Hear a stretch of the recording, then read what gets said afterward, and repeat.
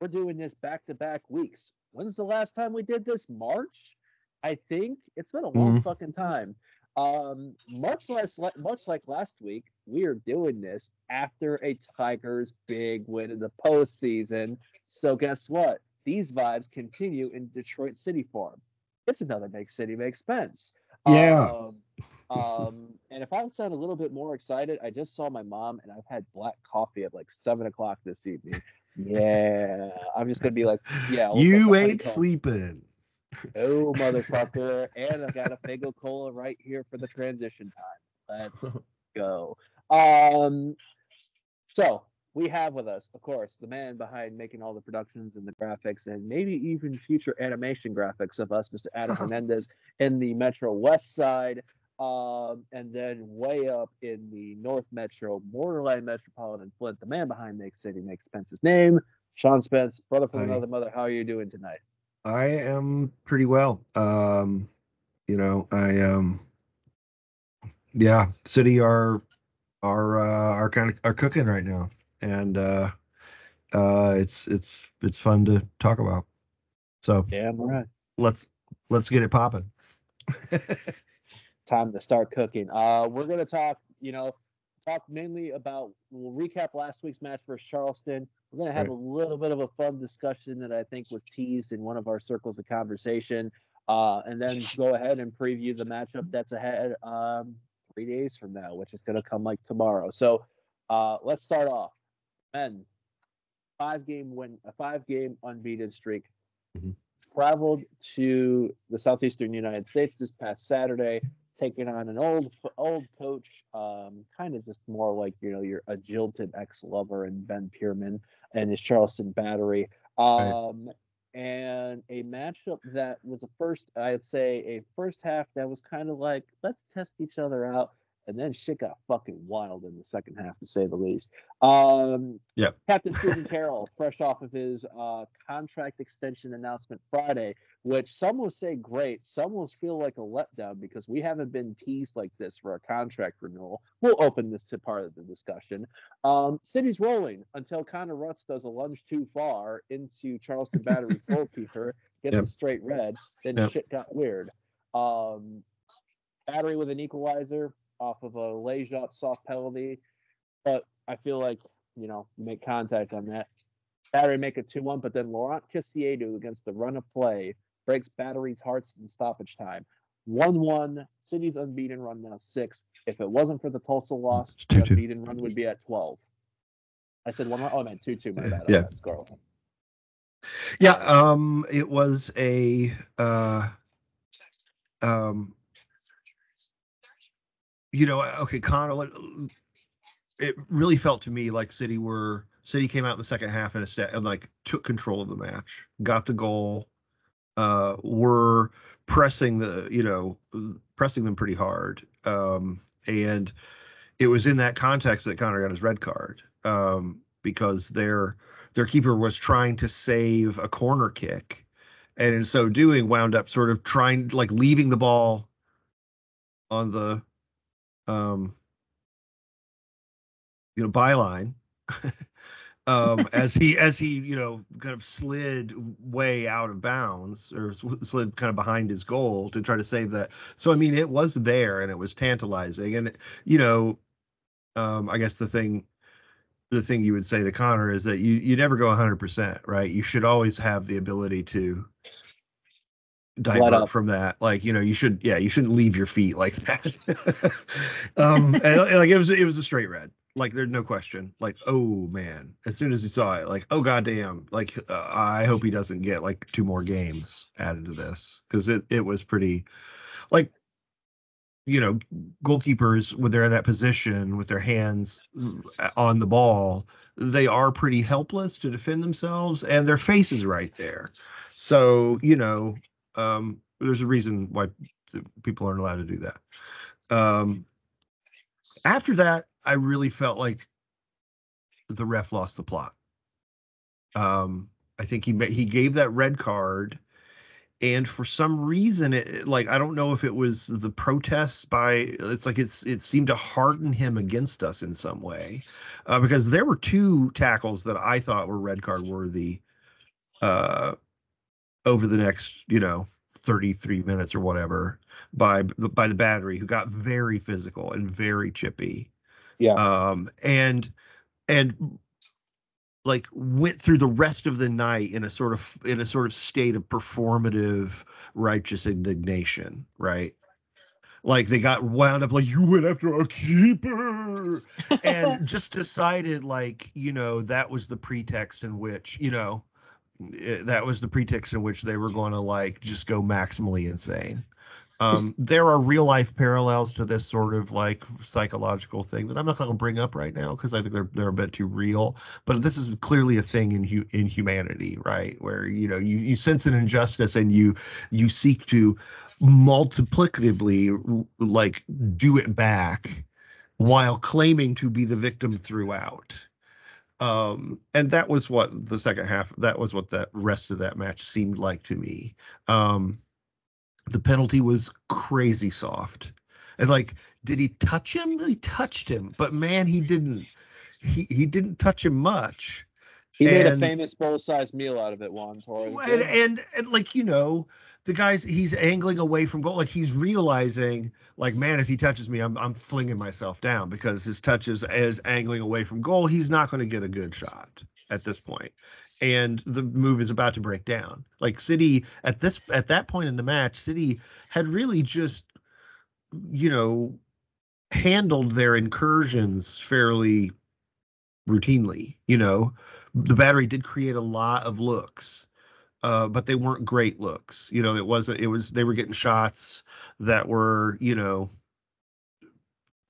of an XG, like just, they were all right. You got some good movement to get there, but at the end, the guy was shooting with the defender leaning on him, and Nate had the angle, and it was going to take something really special, and they didn't have it, so the penalty really bails him out again, and then we had the scissor tackle on Lai at midfield, where the guy brought his second leg through like harder than the original tackle. That was the first example of the kind of victimology happening in their psychology on the field, and then Malloy going after Maxi, which was like I was shocked that it took them a minute to that to me was like a straight like one where the ref comes sprinting over but putting his hand in his back pocket. Like that's just a classic 2-footer. Like, I'm going in hard and I'm going like the bottom leg is extended and like is the jab, and then the haymaker is coming behind it.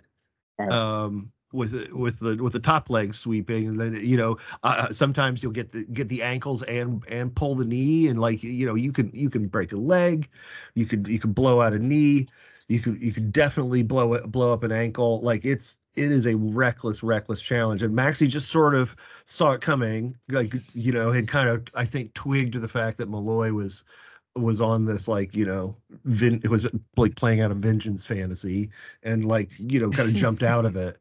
And really, this is the thing I want to talk about, is that we wind up so often in this emotional place when we're playing a Ben Pierman team. And I am thankful that we are no longer managed by Ben Pierman. Yep. Because I could not be enthusiastic about a side that really only seems motivated, that can like play good football, right? And has a lot of like they've spent some money on this roster. There's a lot of talent, they got a lot of money on Markanich going to Liga 2 or on there in Spain. Yeah, and like they're a good side, and they can play good football, but they like that seems to me to be a problem that Ben sides run into, is that what it tells me is that you're breeding a sort of culture of like that sort of toxic masculinity, like fantasy world, where there's this constant need to have something that needs protecting and something that needs avenging, and like the whole world is this kind of Manchian struggle, like light and dark, and we are here to like fuck, like no one likes the paladin, dickhead. You know what Ben Pierman now reminds me of, now that you're saying that, because I'm realizing what I've been seeing Ben Pierman, sometimes photography of Ben Pierman on the sidelines is unflattering for him, but it opens up the room for me to provide some banter. Ben Pierman is USL Championships coach version of Scrappy Doo. The select version of Scrappy. Wow. Am I wrong in saying that? I hated Scrappy Doo. When Scrappy Doo was in love, when you're like, why the fuck is this cartoon, this tiny ass dog in our screen? Right. Well, it's that mentality of kind of needing to gin up a fight to feel like it's real. Let me at him. Yeah. And like, Connor's not headhunting the goalkeeper there. Connor's just like, hell bent for leather. Like that's just how Connor plays. Like he does like lay out for things. Yeah. And he laid out for that. And I mean, honestly, I've watched that thing over and over again. And yes, I wish he had been going in at 95%, because he could have just jumped right over the ball and been like, okay, yep, run into the crowd. Everybody love it. But he was going 100%, and there was a glimmering moment there where it looked like, holy shit, that dude he's like going to slip and not get to the ball, and like it's just laying there, like you saw the mile away, shit's about to get rough. and because he was going 100%, he had no chance to divert. How fitting then is it with all this and the Charleston shithousery, which I'm going to add too, because this reminded me of the road version of the Tampa Bay Rowdies home match we had after losing to Man. I'm going to say it's kind of lucky in a sense we didn't go down to 9 men with either Lai, Steven or Devin. Yeah. Because I was like, guys, shut the fuck up. Right. Well, and it's all of the guys who usually talk to the ref. Had yellows. James Murphy's workplace yellow card incidents board. Yeah, 0 days. Yep. It's been 0 access. That's your last yellow card. When he got the yellow card, I said 0 days. I think Sarah was like, "What are you talking about?" I was like, "Oh, this whole joke about the." Yeah. I texted Casey, like, "Fuck." So yeah, it's yeah. So how fitting is it with all that being spared even more, and an ex-Ben Pierman guy against the run of play completely silences those motherfuckers? I mean, okay, so I don't think it was against the run of play completely. Like everyone said that. We started to get into the game around that like we were like, now they were trying to kill the clock, and we were, but we were putting together coherent, rapid attacks when we got the ball. We hadn't really gotten great shots out of it, but I mean, it's a very low percentage situation. I mean, the shot that Lawrence scored that's another, 300ths of an XG. He just hit it like he saw in traffic perfectly. Right. He really that's another one that watch it, like go to the YouTube replay and slow it down. You can see how he does that striker time dilation thing, where all of a sudden you can see him kind of go still, like it's like that Viper moment. All of his focus is on like the flight of the ball, like striking it pure, and he clipped it right inside like kind of dinked it off the post. Through traffic. That was a hell of a shot. And the movement had to be so perfect when you see that build up. I think the team's content with the interview with Danny Dicchio shows the camera facing from what I'm guessing it was Kyle Glenn shot, right, where the movement and the let up, it had to be inch perfect in that moment. Well, it was kind of it was a really desperate attack. It looked desperate, like all these kind of lunging final touches where it's like we almost gave it away, and kind of were able to like just sort of desperately tap it forward to the next guy who, did something. Like that happened twice in like in like 4 passes. And then Laurent finished it. Like, I mean, wow, okay. I did kind of feel like I was projecting that Shaq meme onto myself. Like, I was not familiar with your game. Like, I knew he scored goals, but I thought most of his goals were like running in behind, creating things with movement and stuff. And this was really just like striking the ball well. And yeah, so, I mean, fantastic. Adam, why don't you chime in with some of your thoughts from what you're thinking? I'm sorry. I've had a lot of coffee too. Talk up, motherfuckers! Anyway. Yeah, despite the, despite the draw, I was pleased with it. I was pleased with the match. I thought that, they're going into a situation where I don't think very many people gave them a chance to come away with any points. I do have a question for Sean though, and this is the second match where we've come away with points against Charleston. Obviously, we took all 3 earlier on in the season when it was at Keyworth. Mm-hmm. Come away with 1 here. We share the points here. Charleston is arguably, the best team in the league. Right behind, probably the second best team in the league behind Lou City. What has kind of been the recipe here that Danny's been kind of cooking up, that is, enabled them to have that kind of success? I mean, because what was it, Garrett? Was this the first time that a opposing team came away with points in Charleston since like June 8th? Like, what was it? Was it June? Yeah, June 8th. June 8th was the last time Charleston Battery dropped points at home. So yeah, I mean, what in your opinion, what has been kind of the recipe here for success against Charleston? Because this is something that's big, because Charleston and Detroit could obviously very well meet at some point during the playoffs here. So what do you think? Maybe round 2. I think like a lot of our success against elite teams comes down to the way that the way we very seldom give up easy goals. We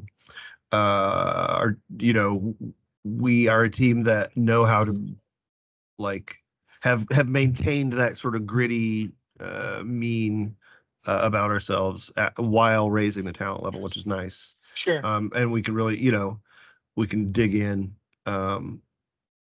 pretty well against teams that we like. You can tell when the players think they're at a talent disadvantage. Our guys kind of, you can tell they take it as a challenge. They're like, okay, that doesn't mean they're going to score.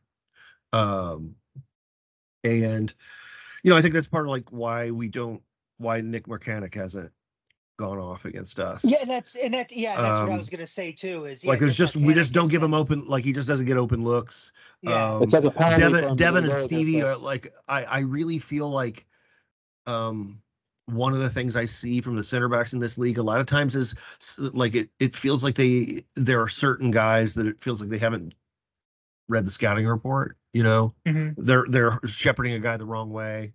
That happens a lot with Ben.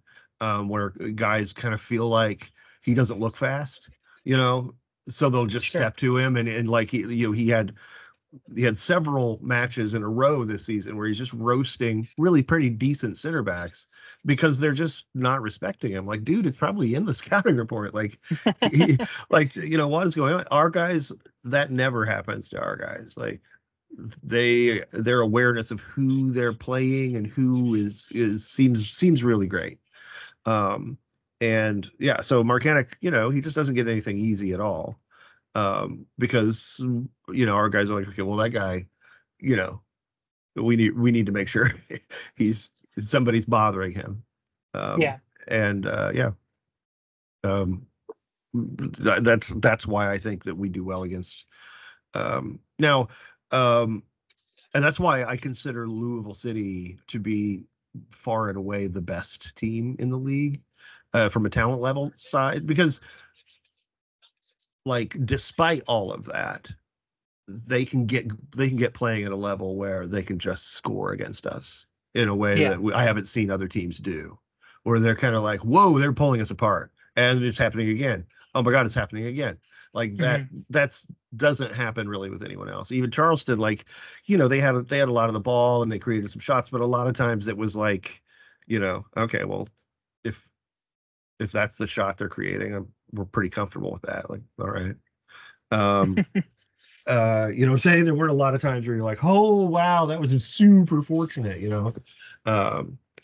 So yeah, I think it's the defensive, kind of solidity that makes us, good against teams that rely on, or that usually put up a lot of numbers on attack. And I think it's also too, for me, that extension of like I think I've talked about it before with our in this city in particular, with some of these teams, the squad, those on the field or ice or whatever it is, they resemble their head coach. And you look at difference in Danny, Trevor being more of the gentleman and more like awareness, like brain, that Danny is that, but there's also fucking grit, and there's that maybe stubbornness, which is why our yellow card amount has gone up considerably this year.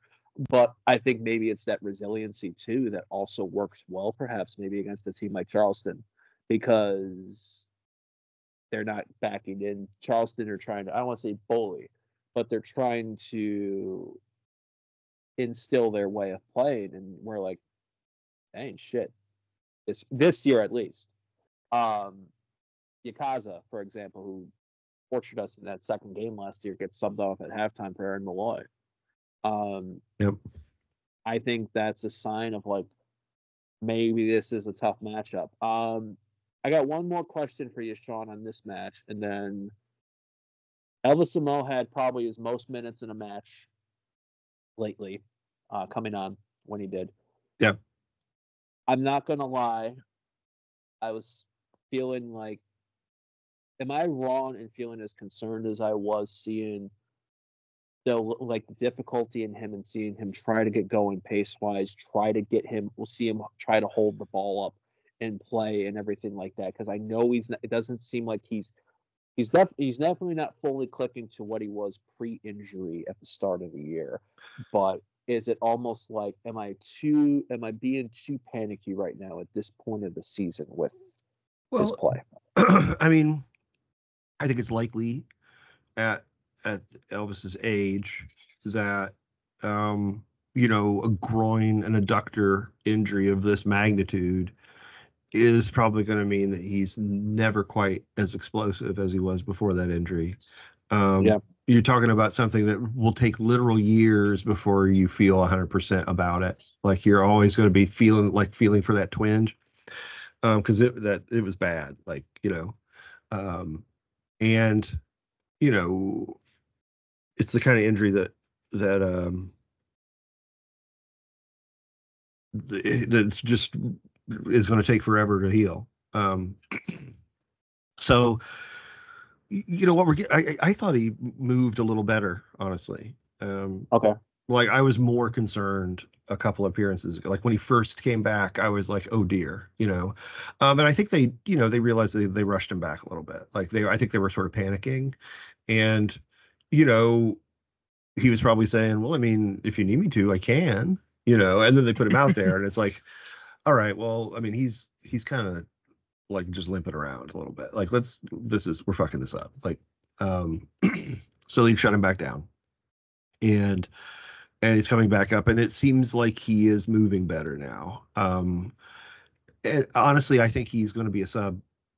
I think we signed him to a 2-year deal. I don't remember exactly, but I think it was. And I think that, he's probably, he and the team, if I'm remembering correctly, are, wanting him to slowly ramp up over the course, and try to be 85% when the postseason happens. At this point, we don't really need him to start.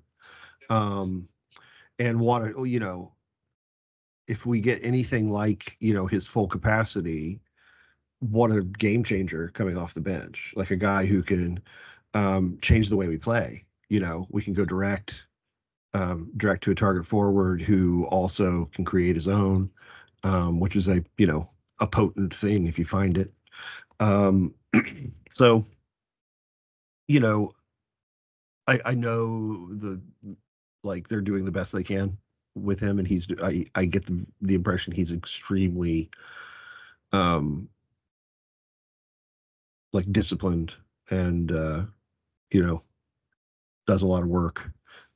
So I feel okay with it. The other, honestly, I think the other option was he goes down and retires in June. I think that was probably on the table. Okay, well, I'm going to have surgery and not be able to walk for, several weeks. And then, and then slowly build, I'll be ready to play after next season, so I mean, it's I see what you're saying. The difference between what we saw him be like when he was healthy and what we're seeing now is still pretty heavy. But I think the distance is diminishing. He is getting better. So, Okay. I don't know. That's a good thing, because it's good to get at least the second eye set on that, just because it might have been in that moment, because perhaps my thing also too was I was starting to notice this play more when we were down a man, and we started to try to hold up in that beginning stages when it was 1-0 to us still, that we had the lead, and we were playing with a man up, and we were starting to try to hold up the ball more, and that's where I think my thing. But again, in that situation, that could also distort my view. Well, I think that, there were a couple instances where he got the ball in sort of an open pitch and did not show the kind of explosiveness that you'd hope for, but that we've seen from him. But I think that's just kind of where he is with the rehabilitation. He's not going to do a full out sprint at all. He's kind of it's all good if I can just stay in the glide, but as soon as I got to really dig and push, that's when it starts to get problematic. So he's doing that. Yeah. So now, before we get into the Adam versus Spence discussion that I've teased, I'm going to do a brief around the USL in terms of the Eastern Conference, because last episode we talked, it was a big weekend for the conference in general. A City win on Saturday would have guaranteed a playoff berth, that or the draw, and Hartford beating Loudoun, which did not happen, although they might have clinched yesterday. I'll go over some of these scores. Loudoun goes into Hartford and wins 2-0. Indy had two matches, so they played on Saturday at home to Louisville City. Were up 2-1. Louisville came back for a draw. Pittsburgh Riverhounds went to Miami and did what teams should do when you go to Miami, and that's win. They won 4-0. Big matchup, that kind of a surprising result to me. Rhode Island taking on Tampa Bay Rowdies, and Rhode Island winning 3-1. Yeah, Rowdies are in a huge skid. Yeah, it's especially when it feels disrespectful. As we record this, the hurricane Milton is pounding Tampa, so I feel a little guilty saying anything bad about the Rowdies. But yeah, they're playing poorly. Go ahead. Yeah. So that was kind of in there on Saturday in the Eastern Conference. Then on Sunday, Birmingham Legion hosted North Carolina FC, and Birmingham lost. Birmingham Legion 2, North Carolina FC 3. Yesterday, Indy 11 had their makeup game from all their Open Cup exploits, or I think that was also their schedule. A 1-0 win at Loudoun. So I don't know if that, with the Loudoun loss, then if that wrapped City confirming a playoff spot. Right now, going on, there's actually a handful of games today. The only one that matters in the Eastern Conference relation is North Carolina FC with a 1-0 lead over Tulsa. So the table as it currently stands in the Eastern Conference. is Louisville tops with a nice amount of points. No one's catching them. I don't think Charleston, even if they lose all They three in clinched it. Charleston, Yeah, it's clinched. yeah. Charleston Battery second with 60 points. Detroit City currently holding third, 49 points. 2 points ahead of their next opponent this Saturday, Indy 11 at 47. Tampa Bay Rowdies are fifth with a game in hand due to the match with Hartford Athletic not happening due to Hurricane Helene. And now with Milton, they have 2 more home matches. So that's going to raise a lot of interesting questions on what's going to happen for them. But first things first, all the best to we wish anyone that's being affected by Hurricane Milton. Yeah. You know, one, let alone 2 back to back. I just, yeah. It's all the best and hope that everybody is as safe as possible can be for that. Rhode Island, 6th, 46 points, level with Tampa Bay, but Tampa Bay has the game in hand. North Carolina FC, if North Carolina FC hangs on to this, they are now in the playoffs in the 7th spot at 42 points. 8th would be Birmingham Legion, also at 42. 1 point behind them, Loudoun United in 9th. 2 points behind Loudoun, Pittsburgh Riverhounds in 10th. 2 points behind them, Hartford Athletic in 11th. And there's Miami, who, yeah, they're still at 11 points because it's Miami. So we'll talk about the weekend in a second. Now, the reason why I was teasing Adam v. Spence time is because Monday at noon, right, guys? If I'm off on that date, let me know. Black Arrow voting commenced. And yes, it did. We had discussed our things and our voting, and I got away with what I said I was going to vote with, because I said what I was going to vote with after Adam did in our group of circles.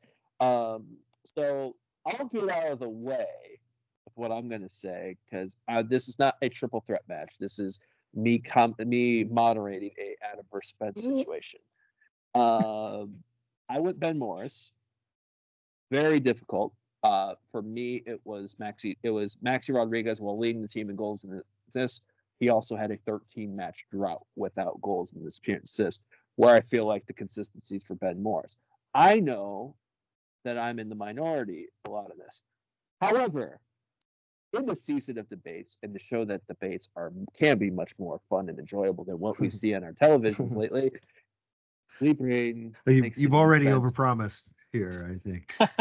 Oh, we've only just begun. Sean, since this show is in your namesake, you get to lead off. Present who you went for your Black Arrow and state your case. My choice would be Maxi Rodriguez this year. I believe that Maxi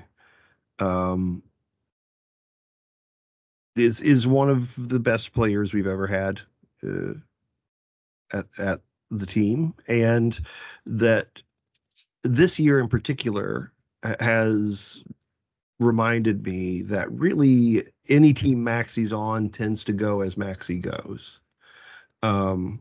When he plays well, we are, difficult to handle, and when he is off a bit, we are much less difficult to handle. And at some level you could say that about any player, right? Like you could, but I feel like Maxi's, the term we used to use is bell cow.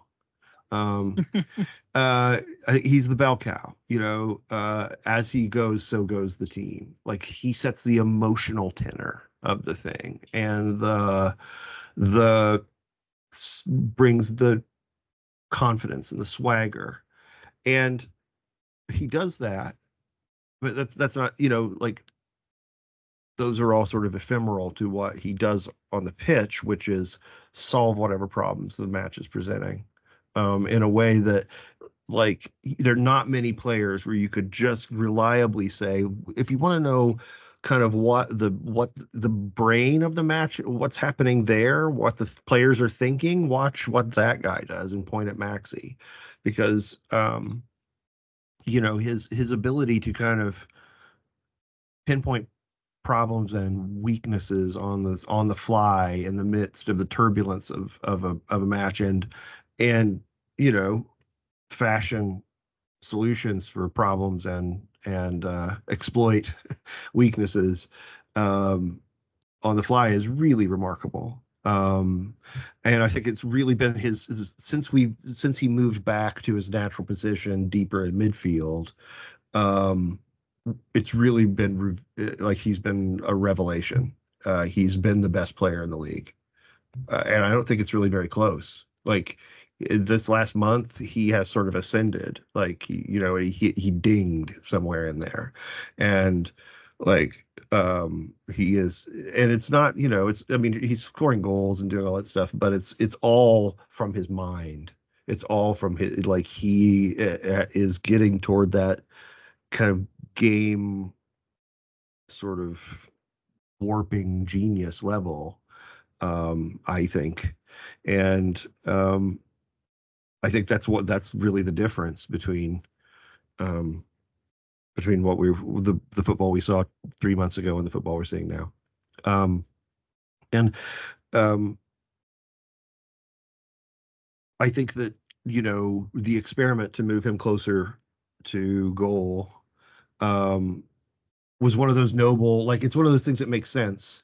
But I was writing a thing about this, or starting to earlier, and what I compared it to is like the kind of thought you have where you're like, there's this dude who always shows up late to a party and always kicks it up to 12, and you think like, man, if that guy would just show up at the beginning, this would be banging, and you're like, okay, it has a certain logic, but part of the magic is the timing of the arrival. And that's what Maxey brings, is that sense of like tempo and timing and moment.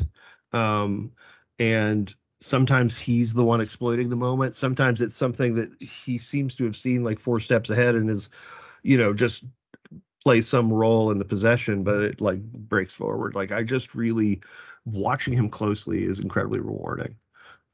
Because he's incredibly smart and he's in great form. And so, yes, I have already voted for Maxey enthusiastically. All right. So now we go to the other side. State your case and your reasons. Well, first, I'd like to thank my opponent, Sean Spence, and I'd also like to thank you, Garrett, for moderating this debate tonight. Wow, yeah, what he said. That I want to do that too. I want to do that too. No, I actually agree with everything that you said, Sean. I do. I think Maxey is the best player on this team.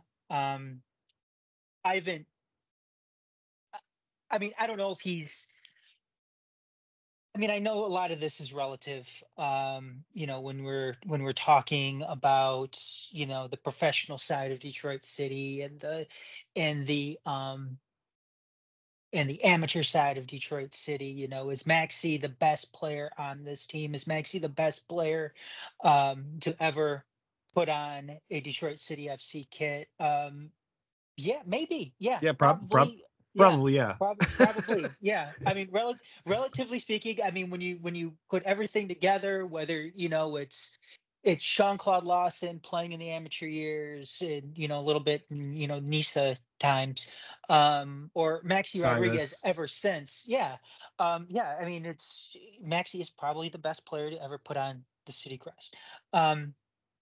So yeah, I agree with everything that has been said in that aspect. Now, and I'll just like to say too that I kind of ranked mine, and this is it's not a final list for me. I mean, there's still some games left to kind of determine that. And in my top 3 are Ben, Stephen Carroll, and Carlos Saldana. And I know people are like, Carlos Saldana, it's keeper, played behind Nate at the beginning of the season, so on and so forth. And I can kind of explain, each one. And Maxey's actually my number 4. So I'm not saying that Maxey doesn't deserve it, or Maxey isn't going to be in that consideration, or Maxey isn't going to be my vote. Because when it all comes down, when's the deadline for this vote to October end? 16th. Okay, yeah. So there's still a little bit of time. You got 1 week. 1 week. So Maxey, Man, 1 week. Maxey, if you want my vote, you have a big opportunity this weekend against Indy 11. But I will say Which we'll this. see shortly. I will say this.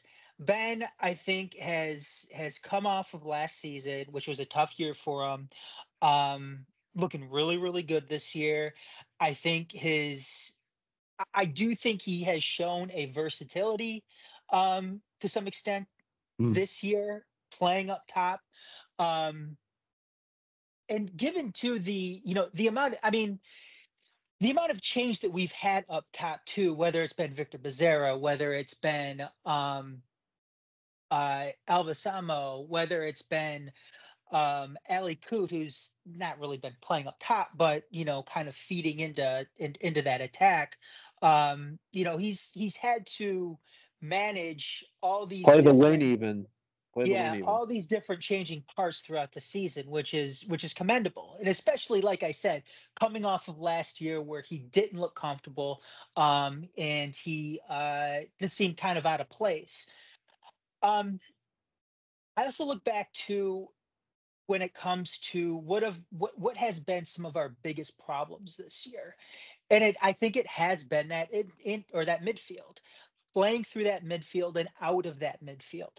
And Maxey is kind of the anchor when it comes to the midfield. When you think about the anchor when it comes to the back line, it's Steven. When you think of the anchor in that midfield, it's Maxey. And I think a lot of our problems this year have come out of that midfield. And one of the reasons why we've kind of had problems scoring goals again this year. Again, not totally Maxey's fault, but when you look at the midfield and the problems that have happened, you got to include Maxey in some of that discussion. And I think we have very, very little room for error this year in terms of trying to meet our goals this season. Our goal this season, I think, is to get that home playoff match.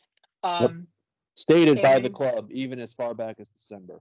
Yeah, and if we end up falling short on that, yeah, you could go back, you can make different arguments and everything like that. But you can also go back. One thing that sticks out to me is that, what was it, Garrett? That 13 game 13 games without a goal and an assist. Yeah, and that really sticks out to me in terms of that. So like I said, Maxey is my number 4 right now. He could very well be my vote when it's all said and done. I'm not settled on anything as far as my vote goes. But if I had to place a vote today, it would be for Ben. As far as Steven and Carlos go, I remember one thing that you said, Sean, earlier on in the season that really stuck with me, and something that I've been kind of looking at and paying attention to as the season has gone on with Steven. You talked about last year. I don't know if you're making a juxtaposition or anything from last year, this year, and how some of the opposing team's better attackers would go right at Steven. And that's something that he'd been able to manage very, very well this year. I think the defense, with Maddie being gone, and the changes that have happened back there, I think Steven has done a very, very good job kind of keeping that consistency together this season. Especially too, with what we've seen these past few weeks, playing some of these, some of the best sides in USL Championship, being able to hold Lou City to what do we hold them to? A penalty. A goal? Penalty goal. Yeah. Hold Charleston, to 2 goals on the road. I think that's all the credit to somebody like Steven Carroll, who is that anchor on that back line. Lastly, I it's. Oh, go ahead, Sean. Go ahead. Well, as you're talking about this, I'm sort of like going over this in my mind, and I'm wondering to what extent the real difference, and it's like a chicken and egg question, but Mhm. what is the difference between this year and last year that the team is like a happier place to be. Like last year's side seemed like I don't know if something happened in the locker room that divided them, or if they were just a fractious group of personalities that didn't like each other. But by the end of the year, it was like there were multiple guys who were on the bench a lot who Mhm. were openly just like sour about being here. We're like unhappy. Like like that's not something we've run into very much. Yeah. It's kind of our first experience with like professionals turning against. They're unhappy with their work, but you got a contract, you got to fulfill it, and they're going Yeah. to technically fulfill it, but they don't have to act like they're happy about it. I'm talking like Skaga. Really, he retired after the season. He was just like, fuck football. I'm done. Yeah. Right. And this year it seems like it's all really coming to a crescendo, and I just wonder if it could possibly be that the difference is just that like they're happy and loving working together, and like they've kind of like, and now the results are starting to turn their way, and like it's all kind of building on itself, like it's a positive cycle. I don't know. I Yeah. mean, like because like basically everybody looked bad down the stretch last year. Mhm. Devin had that stretch of matches where he was like just kind of spastic, like overplaying, kind of like I think in some ways he felt like he really needed to cover for Stevie, who I think he had um like had a kid and like or whatever. Like there were things going on in his life where he missed a match for some reason, and then like when he came back his form wasn't great, and that was around that time that Devin was kind of going through like just trying to do too much. Yeah. And uh we're like I don't know, it was rough. And I just wonder, now this year Devin was probably my runner up for Black Arrow.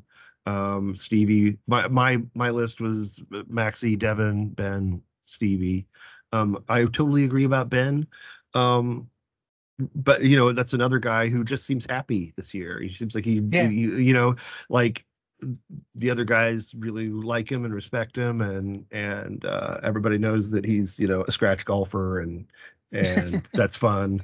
And yeah, just go right down the roster, like all of the, like none of those guys were disgruntled, but I think it was just like like when you go to work and there's like those two people who just do nothing but bitch, and after a while you're just like, listen, can you just stop talking? Like I think that would be a favor to everyone, and you can't really do that, so you're just like, it's hard to kind of keep yourself together in that situation. You were gonna, Adam. You were gonna say you had Carlos as third. Oh yeah, Yeah. Carlos. I'm really interested to talk about that. The thing about Carlos is I think that he is come into a situation, maybe one of the most difficult situations in the league as far as keepers go, backup keepers especially. Right. Yep. There's he came from one tough situation in Sacramento as a backup keeper.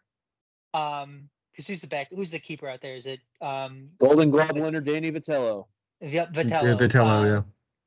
And coming to Detroit where he's got to compete in a sense with Nate Steinwasser. Right. For Not me, just not it's off the field. Let's just not even say on the field, but also supporters oh yeah, who exactly. who have held, and as our own personal experiences that we've had with supporters this year. Right. Yes. Yeah. Hold Nate Steinwasser on a pedestal like the statue of Jesus in Brazil. Yes. Yeah. I'm picturing Nate Steinwasser as Cristo Redemptor. Yeah, I can see looking over Rio de Janeiro. the ball in one hand. Yeah. It's nothing too deep with Carlos. I don't think Nate has had a great year this year. Yeah. I don't think Nate has had a great year. And that's not to say he's had a bad year. It hasn't been a great year when it comes to Nate Steinwasser. But given the given the conference that we are playing in, Yep. how difficult it is to get points in this conference. Carlos coming in and picking up Nate in different circumstances, in different games, or coming off of different games, I think has been huge for this team. And again, like I said, there's not very much room for error when it comes to playing this season out and playing in this conference if we want to hit on our goals this year. And again, that's that home playoff match. I think Carlos has done an excellent job coming into a tough situation and making the absolute most of it.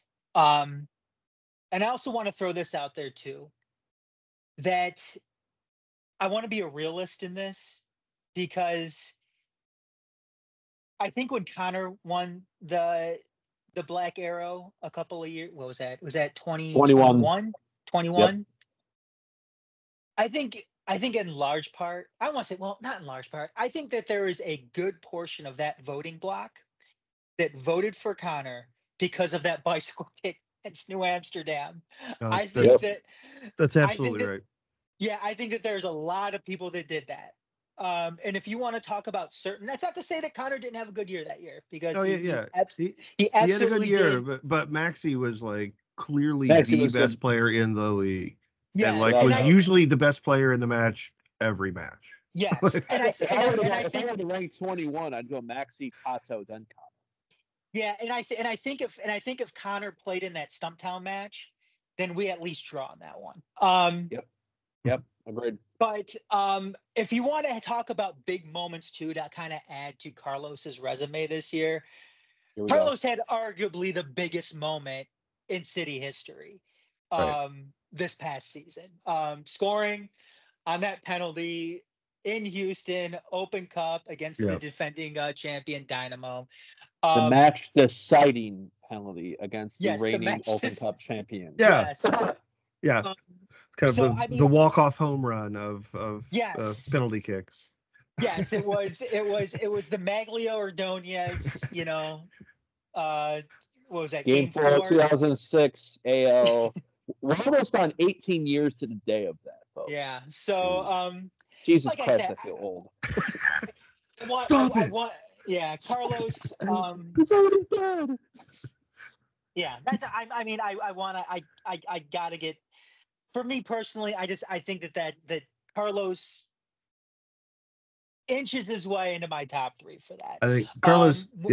Carlos is a great shout. I think because there are universes nearby where we don't get a really competent backup, or a guy who's going to kind of push to be the number 1. And sure. Nate starts putting up the performances he was putting up earlier in the season, which were like not just average, but like bad. Like his save percentage was bad. He looked.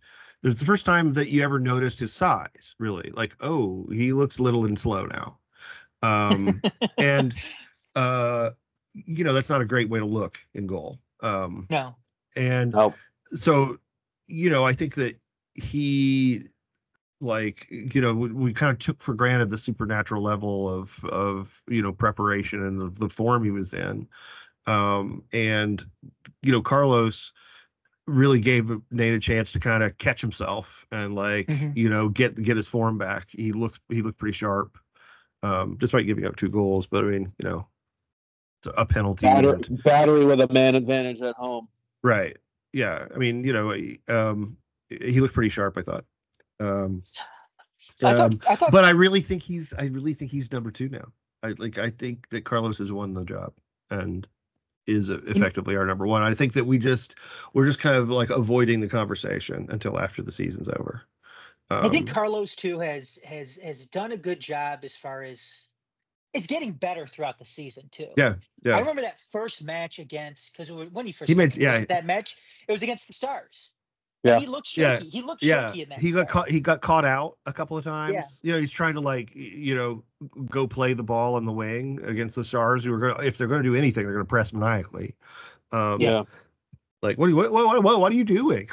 Like, no, this is not it. But I'm I mean, also stressing out watching Red Wings Canadians on my phone in the media tent and seeing Carlos almost give one up the shot. I'm like, no, exactly. I had visions of George like triumphantly swirling his younger son. Oh my god! You know, oh my god! Throwing Robert to the wolves. Yeah. Well, because Stevie's at Lord. whatever overseas venture he's in now. God, that would have been nightmarish. So I mean, I really think that all the players mentioned are good shouts. There's a few of them. I like Devin as well. Devin, again, another phenomenal year. So,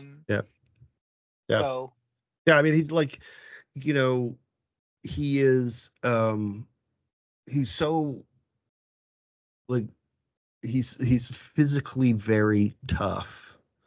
And in some ways is kind of like an old school center back, you know. Yeah. He's a guy, you know, he's sort of, and like the thing is he's like a pretty gentlemanly, you know what I mean? He doesn't lead with an elbow. He doesn't, you know, he'll talk back to guys, but he doesn't like start a lot of shit really. And you got Michael Bryant for that. Yeah, like but he, you know, but yeah, you're that guy. But like, you know, like just kind of has a very like chill vibe in a lot of ways. But also is like seems to be made of like wood, like old roots, you know. He is extremely tough. And it you know, I think it kind of allows Stevie to play the more finesse role, you know, which I think he's really kind of getting really into. And like their partnership is cool to watch. I know. I know we don't have too much time. We have about 20 minutes left. Yeah. I wanted to get, because you brought up Steven again, Spence, and I don't know if you had this, if you're going to bring this up, Garrett. So I apologize. Yeah. Steven's 2-year extension. Right. What are your thoughts on that, Spence? I mean, also, was the announcement too big of a tease? I think that yes. I think that first of all, yes, we've signed an Irishman announcement, being like the guy who's been here forever.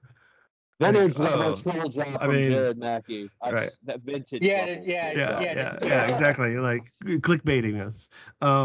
But like it's fine, and I think it's great to sign Stevie. I think that this moves Stevie into like kind of nearly furniture category. Like he's going to be around. He is going to move into doing work for the club. Like he's going to be that guy. Like the first like, you know, guy whose job is professionally to be a Detroit City guy who was really good. And I think it's amazing. You know, that this will keep him in the roster after when we open the stadium. Which did you hear the same rumor, Sean, that he wanted to get to the new stadium, like he wanted to keep playing until the new, you know, when the new stadium opened? I haven't talked to Stevie for a while, so yeah, I haven't heard that rumor, but it makes sense. And you know, this is I think it's, you know, proof of the increasing financial stability of the club, that we can confidently be like, okay, this guy's our captain. We're going to give him a 2-year deal with an option year after it. Like, you know, yeah, we can do that. And it's great. it gives us a chance to kind of do succession planning, because Yeah. I would expect he's not, starting every match by the end of that contract, right? So Yeah. it was interesting to see Abdi Salim is still here, and He's was still on here. on the bench last match. He got in. I think he got in. Didn't he get in? I I think he got in. Maybe he got in. I mean, yeah, Who's up first? I don't think so. But Okay. I don't know. They might have subbed him at as a time killer at the end, and I just didn't notice. So what we gonna pivot to Indy? Yeah, I want to go into. Yeah, you're right, Sean. He did not feature him, but he did make the bench for Brent Levi's.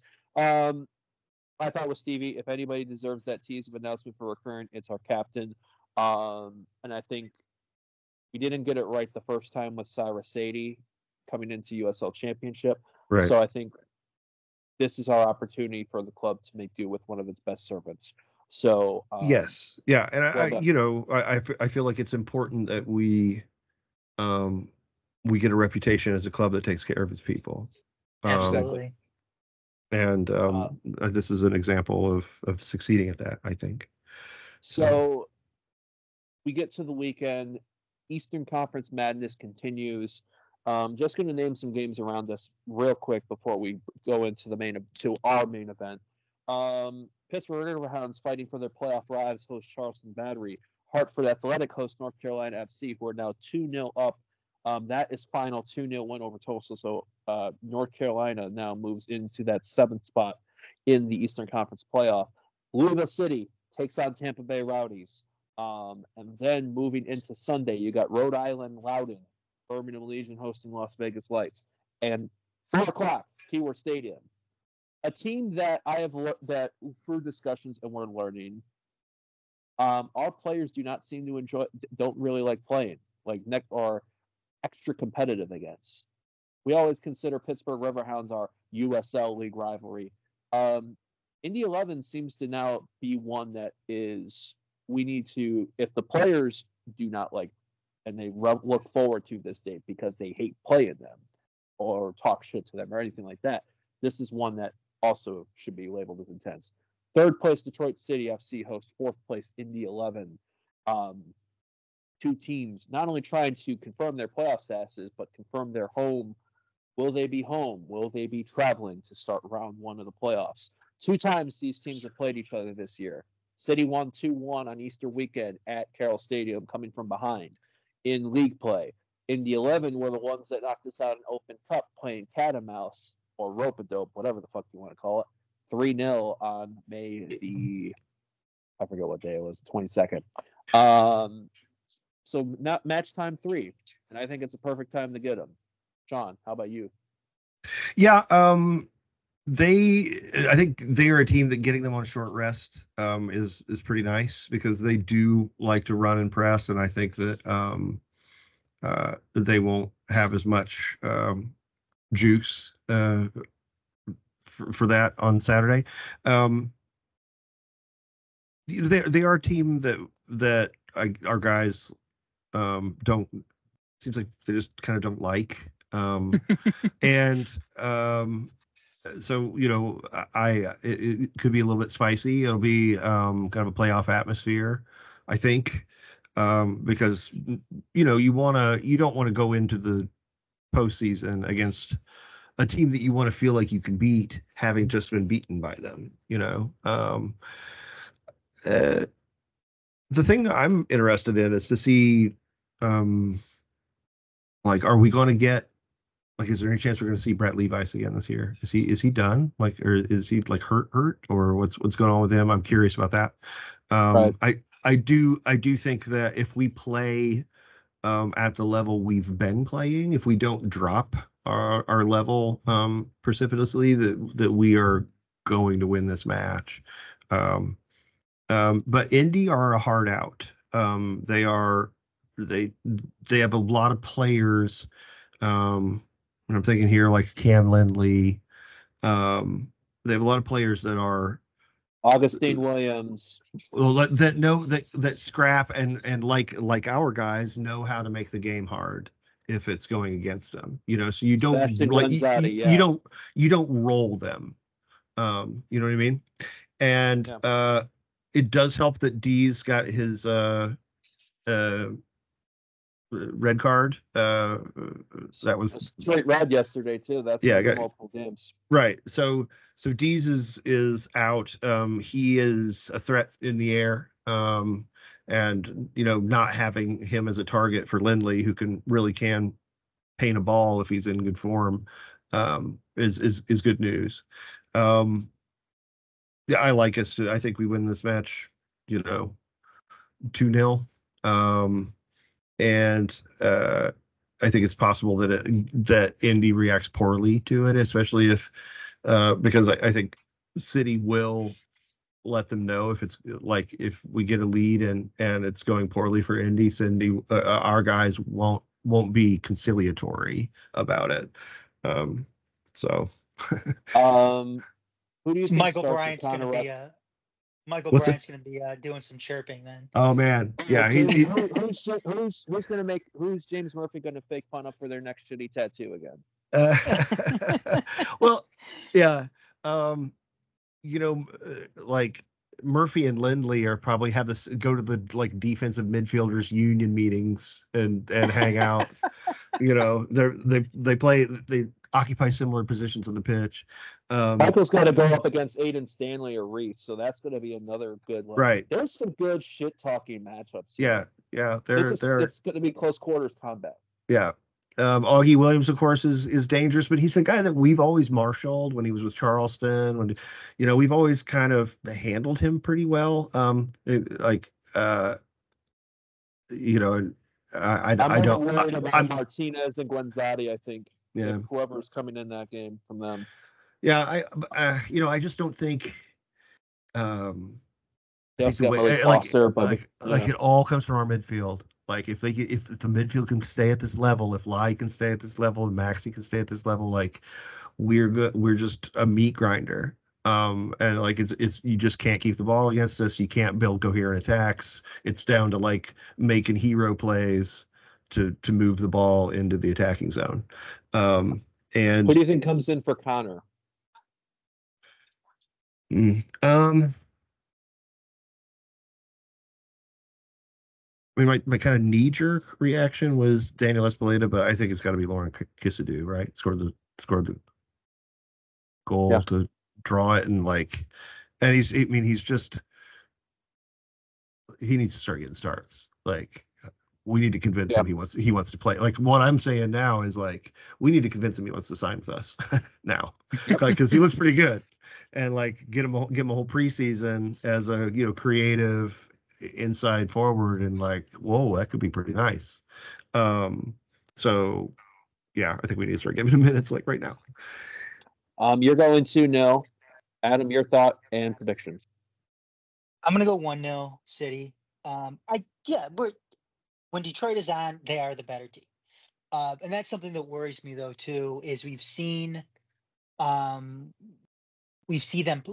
play up to their competition, but something that it just seems like we've seen, that rears its ugly head every so often is City playing down to their competition. And I'm not saying that, Indy's a bad team or anything like that, but I think we're the better team. Yeah. And I think there's a non-zero chance that we drop points against Miami. I'm knocking now that you said that. Just the way it's been our history is that we kind of go like, we got this one. Like, no, you don't. Yeah, it doesn't help that I'm disrespecting Miami by saying I'm not going to Miami. I think they're shit. So yeah, watch. They might actually decide to turn up because it's like, oh, okay, fuck you then. I think Indy's going to be an incredibly chippy match. One of those scrappy, hard fought. City scores in like the 60th minute, type of wins. So I'm going to take City 1-0, coming away with it, and one of those matches where they score right after the commentators say, start talking about how a draw would suit both teams or something. Like, Well, both sides will be happy with the draw. Like it seems like you always score right after that. Like I have to listen to Neil make his mixing bowl comment. oh my and, God. Just say mixer. Just practice over the off season. Just mixing bowl. Get rid of it. Mixer. You put it into the mixer. Just put some candy corn in front of him. He'll shut up saying mixer real fucking quick. All right. So Spence is going 2-1. Adam's playing cautious. No, Spence went 2-0. I went 2-0. I said Spence 2-0. You 2-0. You said 1-0. You're playing cautious. Garrett's like 5-1. Garrett's gonna go 3. Detroit City coming out party Saturday. Detroit City 3, Indy 11-0. I want blood. Wow. And also, it's going to be a special day because it is, real quick, the charity kit being worn for the Chass Community Health and Social Services Center. Real quick thing. They're around just basically being able to provide residents in the Southwest Detroit community with medical services and just to uninsured and underinsured populations in Detroit. One of our dear friends is heavily involved with that organization. They do great work. So, and these are great kits on them. So I wanted to at least give a brief shout out and mention to Chass for this game on Saturday. It is a fun one. Don't really have, I don't know, you guys have anything closing, or are we going to roll into it? I don't have anything. Spence? And all right. We're going to roll this. So thank you all for checking out Nick City Makes Spence. Don't forget to check out Detroit.themajorsports.com for all your content. Sean Spence is on at Skill Scafing on Twitter. Words About Shapes, $3 a month.